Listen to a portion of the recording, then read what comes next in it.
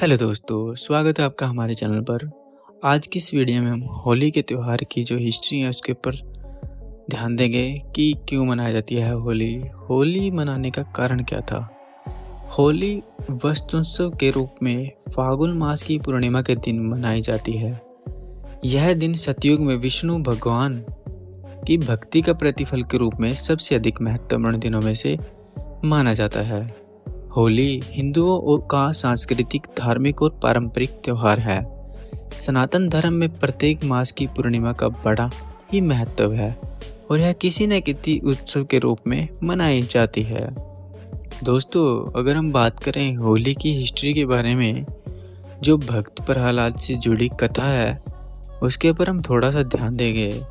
हिंदू धर्म के अनुसार होली का दहन मुख्य रूप से भक्त प्रहलाद की याद में किया जाता है।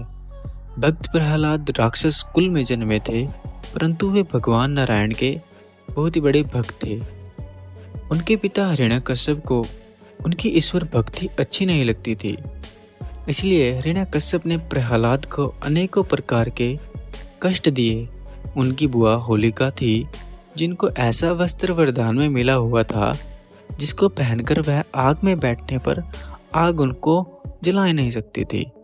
लेकिन भक्त प्रहलाद की विष्णु भक्ति के फलस्वरूप होलिका उस अग्नि दहन में जलकर राख हो गई, परंतु भक्त प्रहलाद उसमें बच गए।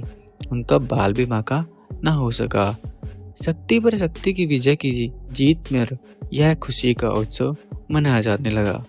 साथ ही में रंगों का पर्व यह संदेश देता है कि हमें काम, क्रोध, मद, मोह और लोभ रूपी दोषों को त्याग कर ईश्वर भक्ति में अपना मन लगाना चाहिए।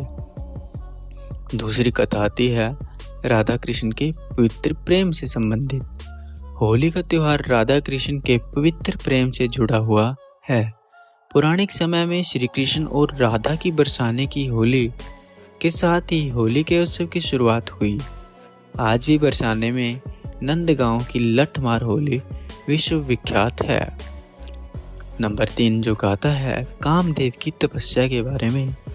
दोस्तों, शिव पुराण के अनुसार हिमालय की पुत्री पार्वती शिव से विवाह हेतु कठोर तपस्या कर रही थी और शिव भी तपस्या में लीन बैठे थे।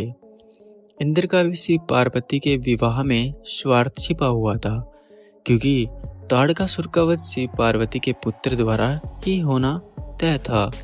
इसी वजह से इंद्र आदि देवताओं ने कामदेव की शिव जी की तपस्या भंग करने के लिए भेजा। भगवान शिव की समाधि को भंग करने के लिए कामदेव जी ने शिव पर अपने पुष्प बाण से प्रहार किया था।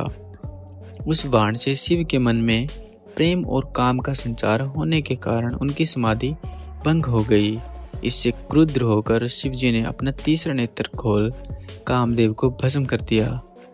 शिव जी की तपस्या भंग होने के बाद देवताओं ने शिव जी को और पार्वती से विवाह करने के लिए राजी कर लिया गया। कामदेव की पत्नी रति को भी अपने पति की पुनर्जन्म का वरदान और शिव जी का पार्वती से विवाह का प्रस्ताव स्वीकार करने की खुशी में देवताओं ने इसी दिन को उत्सव के रूप में मनाना शुरू कर दिया। फाल्गुन पूर्णिमा का यह दिन इस प्रसंग के आधार पर काम की भावना को प्रतीकात्मक रूप से चलाकर सच्चे प्रेम की विजय का उत्सव मनाया जाता है। दोस्तों, आप इस कथाओं से कितने सहमत हैं? कौन सी कथा आपको एक रियलिटी इस धार्मिक त्योहार के ऊपर लगती है? आप हमें कमेंट करके जरूर बताएं और ऐसी अमेजिंग वीडियो के लिए चैनल को सब्सक्राइब करना मत भूलना।